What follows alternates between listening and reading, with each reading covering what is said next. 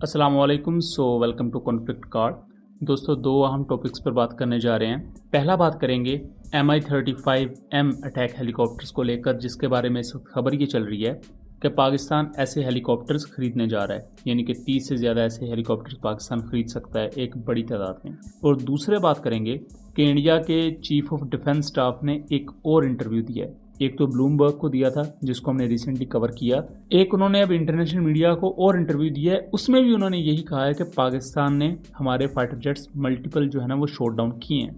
इसको लेकर इंडिया में बहुत गुस्सा पाया जा रहा है अपने ही चीफ ऑफ डिफेंस स्टाफ के खिलाफ। तो ये सारा वाकया है क्या, डिटेल से बात करते हैं। रिसेंटली दोस्तों, पहले टॉपिक की अगर बात करें तो इस वक्त पाकिस्तान की ओसेंट कम्युनिटी ये क्लेम कर रही है कि पाकिस्तान और रशिया बहुत जल्द एक Mi-35 अटैक हेलीकॉप्टर की डील साइन करने जा रहे हैं, जिसके तहत पाकिस्तान 30 से ज़्यादा या एक बड़ी तादाद में Mi-35 हेलीकॉप्टर्स खरीदेगा। और इसकी रीज़न ये बताई जा रही है कि रिसेंटली पाकिस्तान और रशिया के दरमियान $2.6 बिलियन के मुआहदे साइन हुए हैं। और ये जो एग्रीमेंट्स हैं, इसमें मल्टीपल सेक्टर्स में पाकिस्तान और रशिया काम करेंगे। इन $2.6 बिलियन में कोई डिफेंस एग्रीमेंट है या नहीं, अभी इसकी कोई कंफर्मेशन नहीं है। ये सिर्फ ओपन सोर्स इंटेलिजेंस इंफॉर्मेशन अभी तक कि Mi-35 पाकिस्तान मजीद लेगा। लेकिन इस पर दो किस्म की आरा का इजहार किया जा रहा है। पहला तो ये है कि Mi-35 खरीदने की ज़रूरत ही क्यों है जब आप Z10ME ले रहे हैं। उसके साथ साथ अब तुर्किया के साथ एक जॉइंट हेलीकॉप्टर की तरफ जा रहे हैं कि एक हेलीकॉप्टर पाकिस्तान खुद अपने मुल्क में बनाएगा। तो आपको उन चीज़ों पर ज़्यादा फोकस करना चाहिए रादर कि आप ये पुराने Mi-35 रशिया से खरीद लें। जबकि दूसरी तरफ जो दूसरा स्कूल ऑफ थॉट है वो ये कहता है कि Mi-35 अभी भी बहुत ही ज़्यादा सिग्निफिकेंट एक एसेट है, क्योंकि Mi-35 सिर्फ अटैक पर्पजेस के लिए नहीं है। बहुत से लोग ये समझते हैं कि Mi-35 पाकिस्तान के पास अटैक पर्पजेस के लिए है। करंटली पाकिस्तान के पास 4 ऐसे हेलीकॉप्टर्स हैं।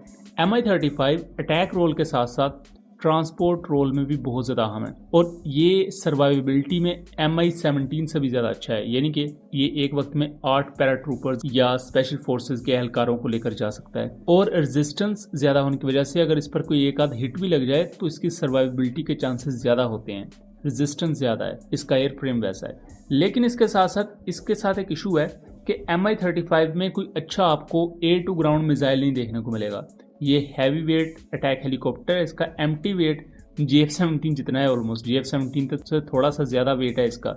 ये इतना बड़ा हेलीकॉप्टर है, यानी कि 8500 किलोग्राम का सिर्फ इसका एम्प्टी वेट है। जो इसकी ऑटो कैनन है GSH-30K, वो बहुत ज़्यादा ख़तरनाक समझी जाती है। इसमें GSH-23L या 8 जैसी गैटलिंग गन्स भी लगाई जा सकती हैं according to the operational requirement. इसके साथ साथ ये बॉम्ब्स कैरी कर सकता है, S8 रॉकेट्स कैरी कर सकता है, और लिमिटेड हद तक ये air to ground missiles carry कर सकता है। बट इसका जो इलेक्ट्रॉनिक वॉरफेयर स्वीट है, उसके साथ साथ इसकी जो टारगेटिंग सिस्टम्स हैं वो इतने ज़्यादा एडवांस नहीं हैं।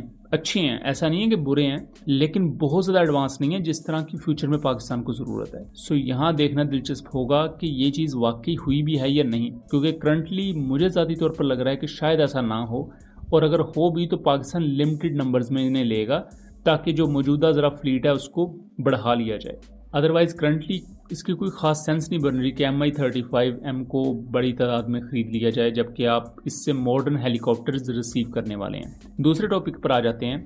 तो रिसेंटली आपने जो जनरल अनिल चौहान है, इंडिया के चीफ ऑफ डिफेंस स्टाफ, इनका इंटरव्यू ब्लूमबर्ग को देखा होगा, जिसमें वो अब मान गए हैं कि unspecified number Indian jets Pakistan ने शॉट डाउन किए 7 से 8 मई के दौरान।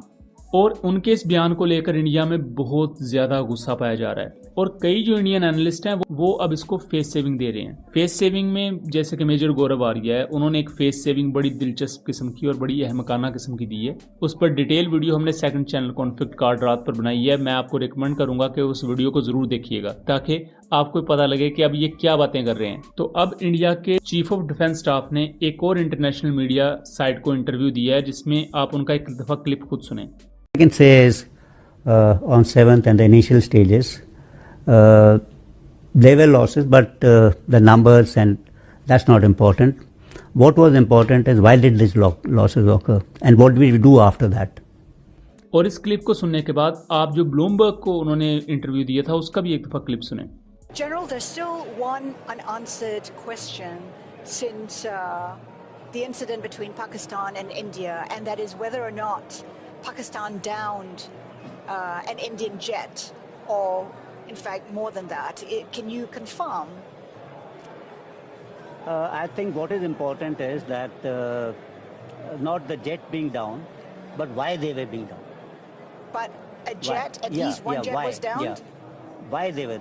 So the good part is that we are able to understand the tactical mistake which we made, remedy it, rectify it, and then implement it again after 2 days, and flew all our jets, again targeting at long range, which I said. Pakistan claims 6 Indian jets were downed. Is it correct in that estimate? Absolutely incorrect, and that is not information which I said is important. What is important is why they were down. That is more important for us. And what did we do after that? That's more important. अब ये जो new interview दिया है इसमें भी वो ये कह रहे हैं कि अनस्पेसिफाइड नंबर्स हमने लॉस किए हैं पाकिस्तान के खिलाफ, और यही चीज़ अब इंडिया आहिस्ता आहिस्ता मान रहा है। इससे पहले इंडिया अपनी मिनिस्ट्री ऑफ एक्सटर्नल अफेयर्स की ऑफिशियल रिपोर्ट में मान चुका है कि पाकिस्तान ने जो रॉकेट्स फायर किए थे इंडिया के 26 मिलिट्री इंस्टॉलेशंस पर, उनमें इंडिया को मिनिमल डैमेज हुआ है। आप जस्ट इमेजिन करें कि पाकिस्तान ने इंडिया के 6 एयरक्राफ्ट शॉट डाउन किए, उनमें से 4 से 5 एयरक्राफ्ट इंटरनेशनल मीडिया भी कंफर्म कर रहा है। इंडिया ने शुरू में उन्हें नहीं माना, अब आहिस्ता आहिस्ता वो मान रहे हैं। और जिस डैमेज को इंडिया कह रहा है कि बस थोड़ा सा डैमेज हुआ है, हालांकि इंटरनेशनल मीडिया और इंडियन मीडिया खुद उस वक्त रिपोर्ट कर रहा था कि पठानकोट, उधमपुर पर अटैक हुआ है और मिसाइल्स वगैरह आके वहाँ लगे हैं। जिस डैमेज को इंडिया मिनिमम डैमेज कह रहा है, तो सोचें वो डैमेज कितना होगा। लेकिन इंडियन डिफेंस चीफ पर इस वक्त बहुत ही ज़्यादा लोगों का गुस्सा है, खासतौर पर वहाँ की जो पॉलिटिकल रजीम है वो भी गुस्सा कर रही है, वहाँ के लोग बहुत ज़्यादा गुस्सा कर रहे हैं। कोई लोग उन्हें देशद्रोही कह रहे हैं, कुछ लोगों के नज़दीक वो जानबूझ के उन्होंने इंडिया की ये वीक साइड दिखाई है। हालांकि उन्होंने सच दिखाया है, उन्होंने सच बता दिया है। जो इतने अरसे से छुपाने की कोशिश की जा रही थी, उन्होंने वो बात कर दी है कि जो सही था। अब जाहिर बात है ये ऑफिशियली एक बड़े 4 स्टार जनरल की तरफ से एडमिशन है कि पाकिस्तान ने वाकई इंडियन एयरफोर्स को डिफीट किया है। तो उसको लेकर जो इससे पहले इंडिया में प्रॉपर नैरेटिव बनाया गया था कि हमारी एयरफोर्स बहुत ही ज़्यादा इनविंसिबल हो चुकी है, वो नैरेटिव ख़त्म हो चुका है। और इंटरनेशनल सतह पर भी अब इस चीज़ को देखा जा रहा है कि किस तरह पाकिस्तान एक छोटी एयरफोर्स होते हुए भी अपने से 3 से 4 गुना बड़ी एयरफोर्स को डोमिनेट कर पाई है। सो दोस्तों, ये था एक एनालिसिस। उम्मीद करता हूँ चीज़ें क्लियर रही होंगी। वीडियो पसंद आई हो तो इसे ज़्यादा से ज़्यादा शेयर कीजिएगा ताकि इस तरह की मज़ीद इन्फॉर्मेटिव वीडियोस हम आपके लिए लेकर आ सकें। मिलेंगे अगली वीडियो में, तब तक के लिए अल्लाह हाफिज़।